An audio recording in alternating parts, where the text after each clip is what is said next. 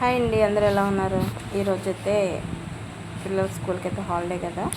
So మా పాప అయితే గులాబ్ జామున్ అయితే అడిగింది. సో గులాబ్ జామున్ ఎలా చేయాలో చూసేద్దాము.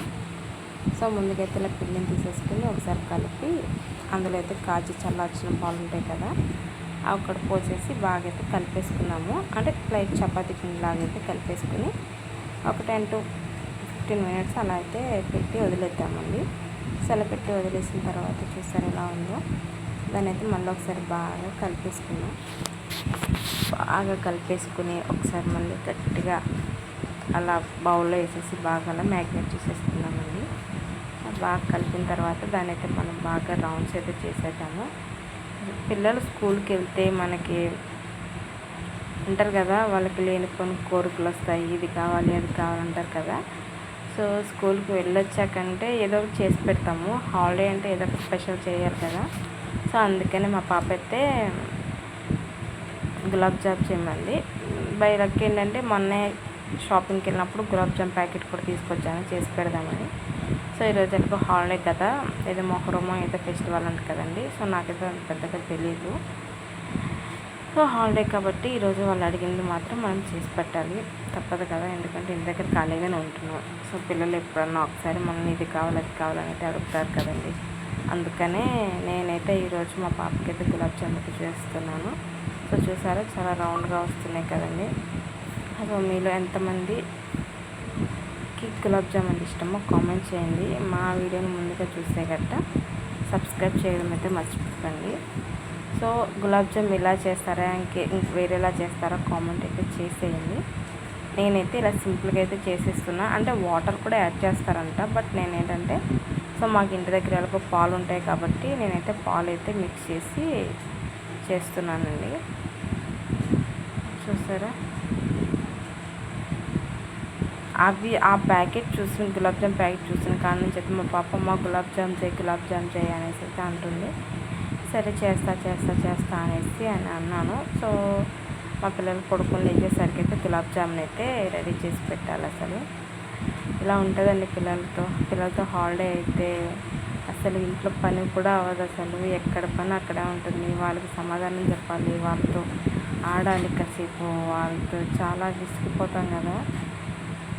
హాలిడే అంటేనే పెద్ద తలనొప్పి అలా ఉంటుంది. ఇల్లు మొత్తం చికాకు చేసేస్తారు.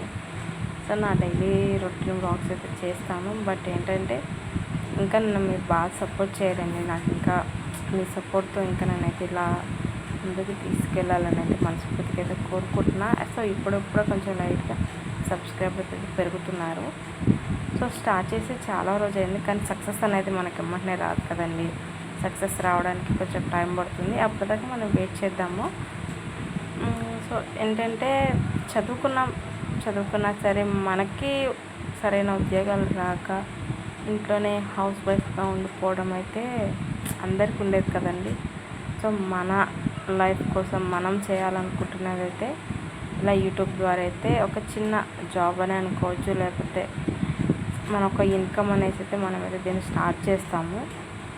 సో దీంట్లో అలాగే మీ సపోర్ట్ కూడా మాకు అలాగే ఉండాలని అయితే నేనైతే కోరుకుంటున్నానండి. ఎందుకంటే ఫార్మసీ చదివి ఒక 2-3 years అయితే జాబ్ చేశాను. జాబ్ చేసిన తర్వాత సో మ్యారేజ్ అయిపోయింది. మ్యారేజ్ అయిపోయిన తర్వాత కిడ్స్ కొంచెం ఎదిగిన తర్వాత మళ్ళీ పిల్లలకు స్కూలు.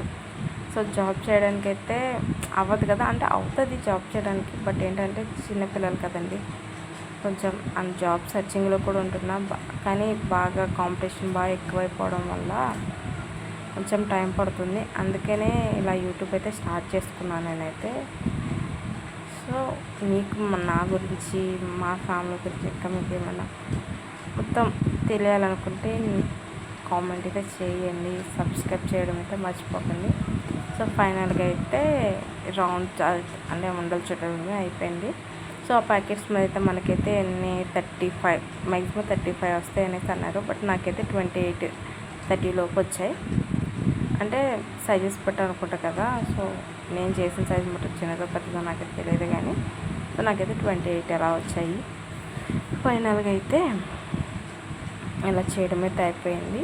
సో నెక్స్ట్ మనం దాన్ని ఫ్రై చేసుకుని పాకం పట్టుకోవాలి కదా, అవన్నీ ఎలా చేస్తానో ఏంటో మీకు వీడియోలో అయితే పెట్టేస్తాను. సో మాది నచ్చితే గట్ట లైక్ చేయడం అయితే మర్చిపోకండి.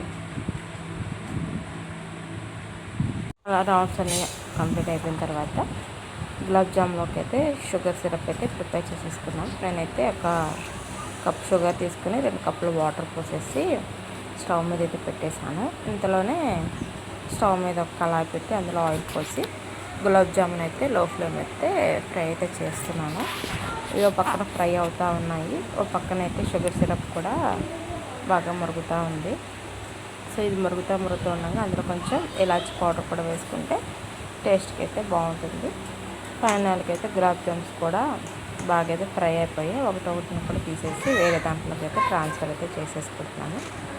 సో మనకి ఎంతో ఇష్టమైన గులాబ్ జామున్ అయితే రెడీ అయిపోయింది ఫ్రెండ్స్.